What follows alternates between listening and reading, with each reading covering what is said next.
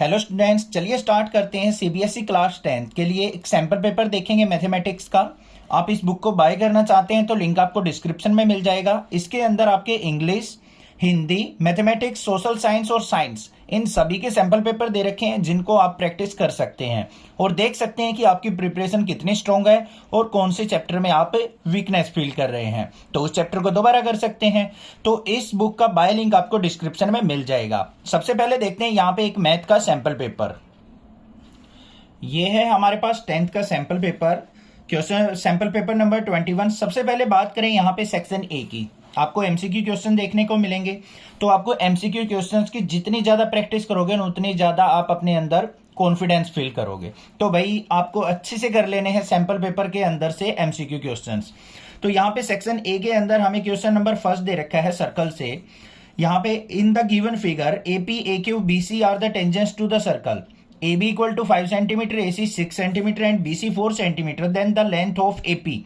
आपको यहाँ पे एपी की लेंथ फाइंड आउट करनी है। अब ऐसा क्वेश्चन हमारा प्रैक्टिस पेपर के अंदर भी आया हुआ था, सेम क्वेश्चन यहाँ पे दे रखा है। अगर किसी बच्चे को कोई कंफ्यूजन लगे तो साथ में इसका सॉल्यूशन भी दे रखा है, वो भी आप देख सकते हैं।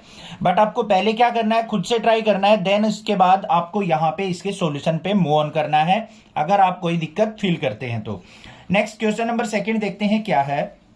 P and PB are the tangents to the circle drawn from the external point P।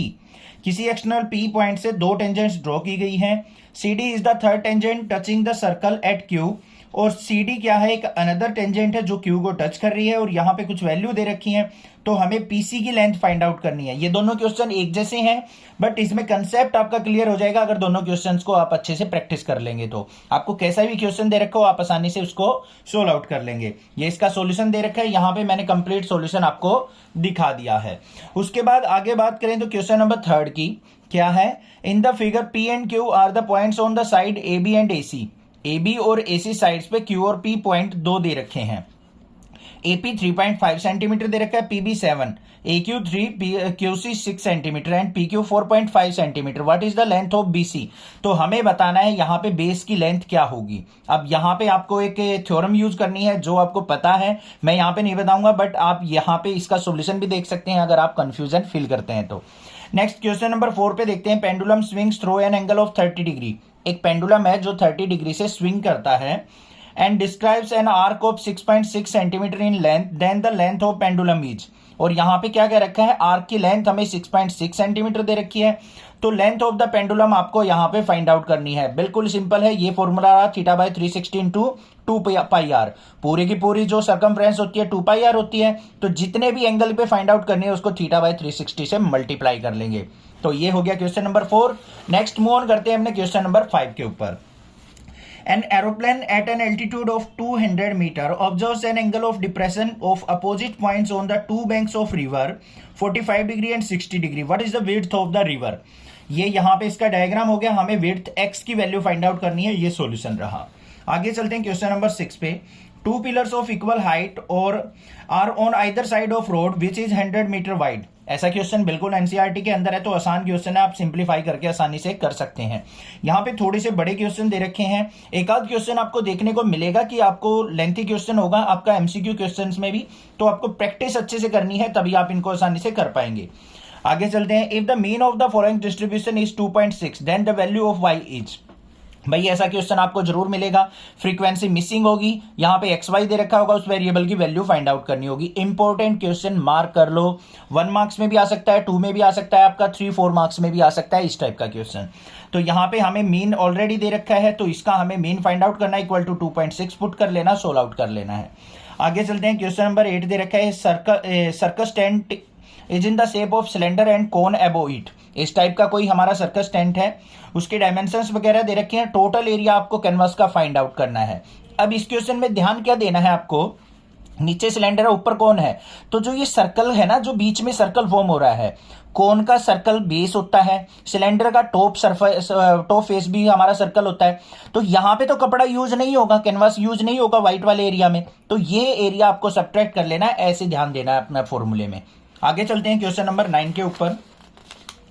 Question number, ये सॉल्यूशन भी दे रखा है यहाँ पे। क्वेश्चन नंबर 9 देख लेते हैं। An urn contain 100 lottery tickets numbered from 1 to 100।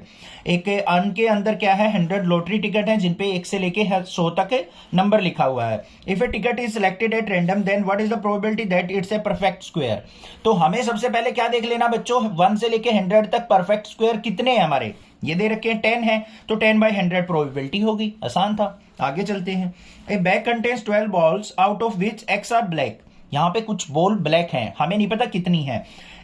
If 6 more black balls are put in the box, अगर 6 ब्लैक बॉल और ऐड कर दी जाए, probability of drawing black ball is now double of what it was before.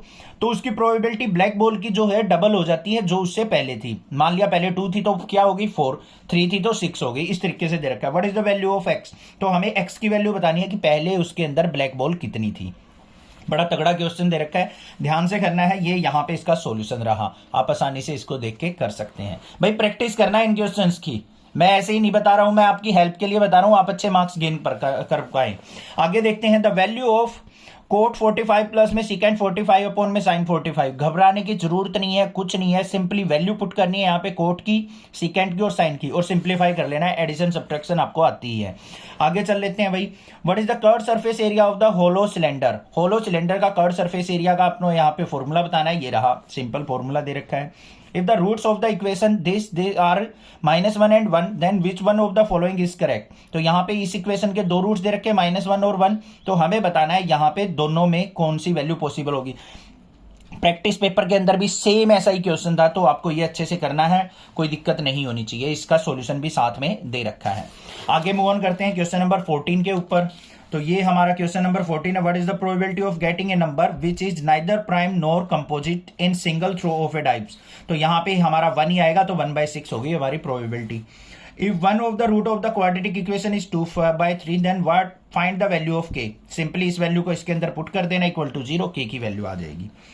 LCM पूछ रखा है यहाँ पे इन दोनों का प्राइम फैक्टराइजेशन मेथड से। पहले इनके प्राइम फैक्टर निकाल लेंगे। एलसीएम का मतलब क्या होता है, लोवेस्ट कॉमन मल्टीपल।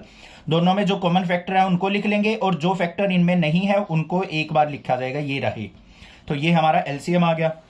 आगे, इफ कोड of a circle of radius 14 centimetre makes an angle 90 degree at the centre then area of major segment. हमें area of major segment find out करना है। ध्यान से सुन लो, ये वर्ड याद रखना। मेजर पूछ रखा है, माइनर, ये हमारा माइनर होगा, मेजर होगा इस साइड का।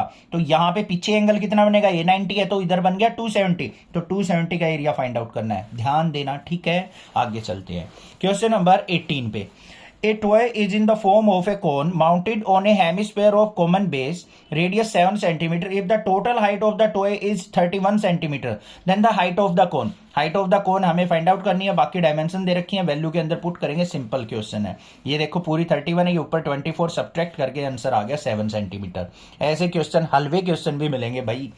आगे डायरेक्शंस, और ये आपका असर्शन रीजनिंग बेस्ड क्वेश्चन है, पढ़ लेना। ये भी हमारा असर्शन रीजनिंग बेस्ड क्वेश्चन है। यहाँ पे स्टेटमेंट भी चेक करनी है आपको, रीजन भी चेक करना है कि करेक्ट है या नहीं है। आगे दिखा देते हैं भाई। सेक्शन बी के अंदर हमारे पास क्वेश्चन नंबर 21 ये दे रखा है, 22, 23। अब इसको जल्दी जल्दी क्वेश्चंस दिखा देते हैं। सॉल्यूशन अगर आपको देखना है तो वो भी देख सकते हैं।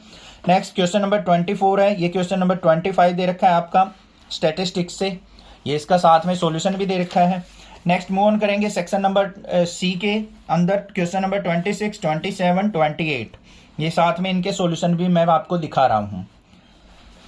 नेक्स्ट मूव ऑन करते हैं क्वेश्चन नंबर 29 के ऊपर। ये हमारा क्वेश्चन नंबर 29 है। वीडियो पॉज करेंगे और क्वेश्चंस को सोल्व आउट करके देखेंगे, ठीक है। ये हमारे यहाँ पे चॉइस में क्वेश्चन दे रखे हैं, कोई भी एक अटेम्प्ट कर सकते हो। उसके बाद ये इसका सॉल्यूशन हो गया कंप्लीट। नेक्स्ट आगे मूव ऑन करेंगे क्वेश्चन नंबर 30। ये रहा 30th क्वेश्चन।